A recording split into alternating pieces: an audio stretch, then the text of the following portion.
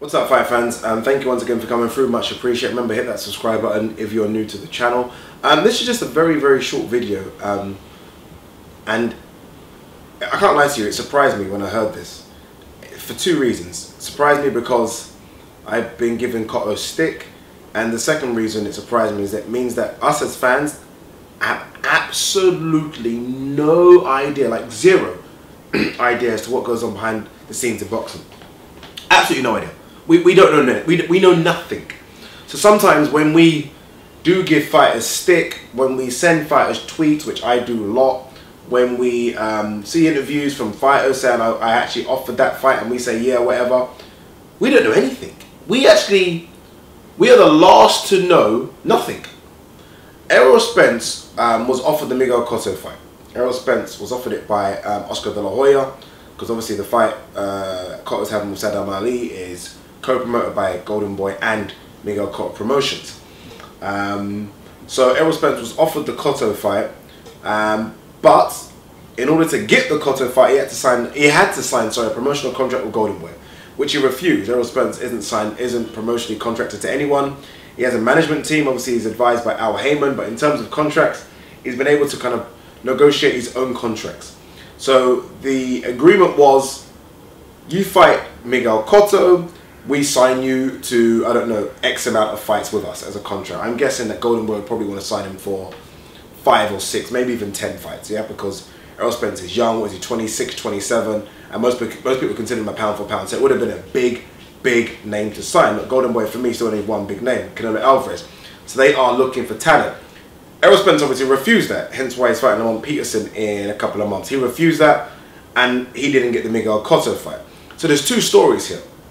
There's a story that, obviously, ERROL Spence was kind of coerced, if you like, to try and fight COTTO, get that big payday, beat Miguel COTTO, become a 2-weight world champion, but you have to sign for us. So, for me, I'm looking at it two ways. Is ERROL Spence wrong for turning that down? Is he wrong? I mean, Miguel COTTO, 2-weight world champion, Madison Square Garden. I'm guessing it would have been a 7-figure payday, probably the highest payday he's ever had, but higher than obviously Kell Brook. But you have to sign to Golden Boy. Nothing wrong with that. Golden Boy are not a shit promoter.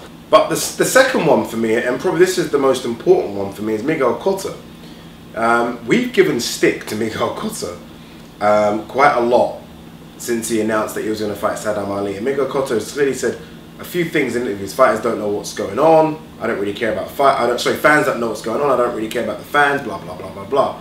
And again, because he said that, I've given him more stick. But what he's really trying to say is that we don't know what's going on behind the scenes. We don't have an effing clue. COTTO was willing to fight ERROL Spence. I mean, Miguel COTTO was willing to take on arguably the most feared 147 pounder right now. Yes, he was going to jump up in weight, but Spence is probably bigger than COTTO. He's definitely taller than COTTO, and I think he could be naturally bigger than COTTO. So it goes to show, if he's willing to take ERROL Spence on, how many fighters were kind of given that option, right? Spence couldn't have been the only one. How many fighters were given that option to fight Miguel COTTO, but he had to do A, B, C, and D in terms of be locked into these ridiculous contracts, and they were like, nah, fuck that. Because I feel it could have been a few. So again, before we give stick to some of these fighters out there, and I'm going to have to kind of rein my mouth in a bit, we might need to think about what were the options available to that fighter. Because obviously, COTTO asked for Spence, or it was kind of early negotiations regardless, and he wasn't able to get them because of that contract. That's what it seems like from here. Spence has also clarified that as well.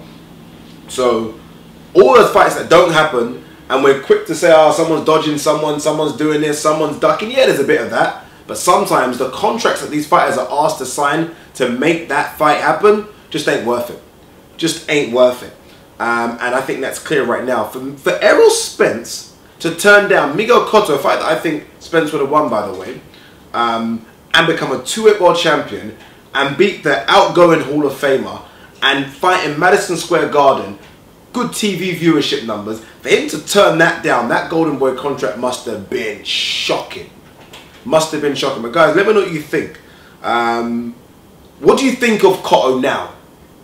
Because I done a video kind of apologizing to Miguel Cotto, but what do you think of Cotto now? This is a guy that was willing to fight ERROL Spence in his last fight, and only due to contract problems that fight didn't happen. Crazy. Let me know what you think. Peace.